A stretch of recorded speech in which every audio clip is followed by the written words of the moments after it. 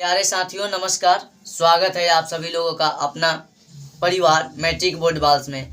तो मैं आप सभी लोगों को बीच आज लेकर आया हूं हर दिन की तरह हर रोज की तरह हिंदी का एक तीसरा चैप्टर, ठीक है, जिस चैप्टर का नाम है काव्य खंड का तीसरा चैप्टर, जिस चैप्टर का नाम है अति सुधो स्नेह को मारक, ठीक है, जिसका लेखक घनानंद है। तो आज मैं आप सभी लोगों को इस चैप्टर के बारे में बताने वाला हूं और आप सभी लोगों से मैं उम्मीद करता हूं कि आप सभी लोग मस्त होंगे, स्वस्थ होंगे और मन लगाकर बिहार बोर्ड मैट्रिक परीक्षा की तैयारी कर रहे होंगे। तो चलिए मैं आप सभी लोगों से निवेदन करता हूं कि आप सभी लोग मेरे परिवार में पहले बार आए हैं तो एक सब्सक्राइब, लाइक और प्यारा प्यारा सा कमेंट करके ही जाइएगा। और सबसे महत्वपूर्ण बात कि अपने दोस्तों को ज़रूर बताइएगा इस परिवार के बारे में, ठीक है। तो चलिए मैं आप सभी लोगों का बिना समय गंवाए क्लास को स्टार्ट करता हूं, ठीक है, क्योंकि इस परिवार में ओनली फॉर समय का बहुत ज़्यादा ध्यान रखा जाता है। यहाँ पे कम समय में अधिक से अधिक कंटेंट आपको प्रोवाइड कराया जाता है, ठीक है। यहाँ पे अधिकांश देखिएगा कि यूट्यूब पर जो भी आते हैं बच्चे को लाइव में फंसा कर रखते हैं या इधर उधर जो करते हैं, मतलब कि थोड़ा सा कंटेंट देते हैं, आधा घंटा तक लेक्चर बनाते हैं, उसको लाइव में चलाते रहते हैं। तो ऐसा मुझको करने का कोई उद्देश्य नहीं है। मेरा उद्देश्य ये है कि जो भी मेरे प्यारे दोस्तों हैं, साथी हैं, संगति जो भी हैं, वो सबको सही राह दिखाना, उनको अच्छा मार्क्स दिलाना, ये मेरा उद्देश्य है, ठीक है। तो चलिए मैं ये भी आपसे आग्रह करूँगा कि वैसे संस्थान से आप सतर्क ही रहें जहाँ पे आपको कुछ मिले या ना मिले, ठीक है। मिले वहाँ तो रहना ही है, लेकिन ना मिले उससे हमको सतर्क रहना है, ठीक है। तो चलिए मैं आप सभी लोगों को बिना समय को व्यस्त किए क्लास को स्टार्ट करता हूँ, ठीक है। तो चलिए ये काव्य खंड का तीसरा चैप्टर है, ठीक है। काव्य खंड का तीसरा चैप्टर का नाम क्या है? अति सुधो स्नेह को मारक है। अति सुधो स्नेह को मारक है, ठीक है। इसमें कवि का नाम क्या है? घनानंद। कवि का नाम घनानंद, जिसका जन्म कब हुआ था? 1689 में। कवि घनानंद का जन्म कब हुआ था? 1689 में। कवि घनानंद का जन्म 1689 में। ये कौन से भाषा का कवि थे? ब्रज भाषा और परिष्कृत, ठीक है। तो ये शुद्ध ब्रज भाषा और परिष्कृत भाषा के कवि थे, ठीक है। ये रीति युगीन, रीति मुक्त एवं मधुर भाषा के भी कवि थे। ये कौन कौन से कवि थे? रीति युगीन, रीति मुक्त और मधुर भाषा यानी मीठी बोली का कविता इनको लिखा जाता था, ठीक है। ये इनके कवि थे, ठीक है। अब बताइए इनका हत्या किसने किया? ये बहुत VVI ऑब्जेक्टिव है, ठीक है। यहाँ से लगभग 70% ऑब्जेक्टिव का चांस है, ठीक है।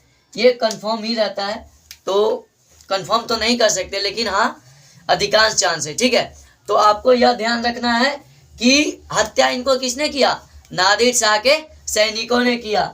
इनका रचना क्या है? सुजान सागर, विरह लीला और रसकेली बल्ली। इनका 3 ही रचना। देखिए कहने के लिए चैप्टर में पढ़ने के लिए बहुत सारा है, लेकिन हमको आपको अभी टाइम का मैनेजमेंट करके ही बताना है, ठीक है। तो हम आपका समय को व्यर्थ किए बिना ही बताएंगे। कम देंगे लेकिन जो देंगे शुद्ध देंगे। क्या देंगे? शुद्ध देंगे। ना उसमें कोई मिलावट रहेगा, ना उसमें कोई अशुद्ध ही रहेगा, ठीक है। तो चलिए मैं आपको बताता हूँ कि इनका रचना क्या है। सुजान सागर, विरह लीला और रसकेली बल्ली, ठीक है। अब बताइए इन्हें क्या कहा जाता था? प्रेम के पीर का कवि। घनानंद को प्रेम के पीर का कवि भी कहा जाता था।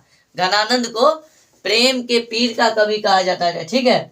इनका रचनावली, अब बताइए ये जो है अति सुधो स्नेह को मारक, ये कहाँ से लिया गया है? तो अति सुधो स्नेह को मारक ये इनका रचनावली है, ठीक है। जिनका रचनावली का नाम क्या है? घन आनंद, घनानंद से लिया गया है। तो चलिए मैं आप सभी लोगों को रिवीजन करवा देता हूँ फास्ट में। अति सुधो स्नेह को मारक है। इनका लेखक कौन? कवि लेखक बार बार बोल रहे हैं। इनका कवि क्या है? घनानंद। जन्म 1689। भाषा इनका क्या है? ब्रज भाषा और परिष्कृत रीति युगीन, रीति मुक्त एवं मधुर भाषा के कवि थे। इनका हत्या नादिर शाह के सैनिकों ने किया था। इनका जो रचना है सुजान सागर, बिरह लीला, रसकल्ली बल्ली, इन्हें प्रेम के पीर का कवि कहा जाता है। और इनका जो यह चैप्टर है रचनावली से लिया गया है, रचनावली घन आनंद से लिया गया है। ठीक है, तो चलिए मैं आप सभी लोगों का अब क्वेश्चन आंसर करवाता हूँ। ठीक है, तो क्वेश्चन आंसर में मैं आपको लिए 4 क्वेश्चन ही लाया हूँ अतिथि के रूप में। इसे गेस्ट क्वेश्चन का मतलब कि इसको गेस्ट क्वेश्चन हम उपनाम दिए हैं। ये जो है ये 4 को आपको ध्यान में रखना है। इसके अलावा कोई क्वेश्चन को ध्यान में रखने की जरूरत नहीं है, तो यही क्वेश्चन को आपको ध्यान में रखना है। ठीक है, सबसे पहला क्या क्वेश्चन है, कभी प्रेम मार्ग को अति सुधो क्यों कहा है? कभी प्रेम मार्ग को अति सुधो क्यों कहा है?